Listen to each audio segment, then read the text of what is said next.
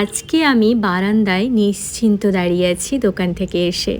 Dress চেঞ্জও করিনি, কারণ আমার বেস্ট ফ্রেন্ড আজকে কিচেনে আমার জন্য ব্রেকফাস্ট বানাচ্ছে।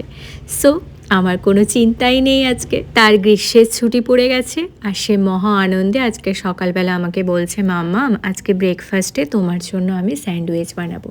তো চিজটা এনে দিয়েছিলাম, তারপর অল্প একটু কম পড়ে গিয়েছে, কারণ আমি কালকে বিকেলে একটা স্পেশাল টিফিন বানিয়েছিলাম, সেটাতে আমার চিজটা অর্ধেকটা লেগে গিয়েছিল আর তাই জন্য ওর একটু কম পড়ে গিয়েছে।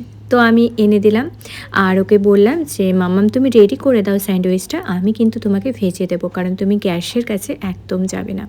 খুব ইচ্ছে ওর মাকে হেল্প করার, নানা রকমভাবে আমাকে বলে মা আমি এটা করে দিচ্ছি, মা আমি ওটা করে দিচ্ছি।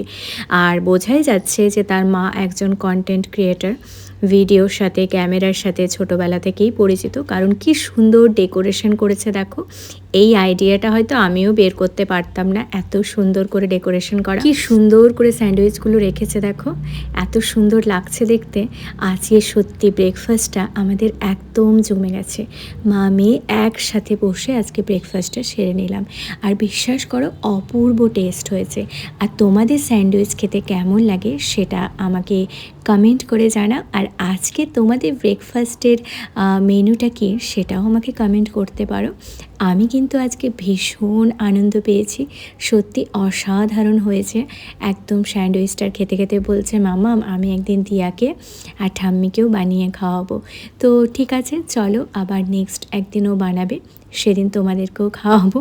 টাটা, আবার দেখা হবে নেক্সট ভিডিও।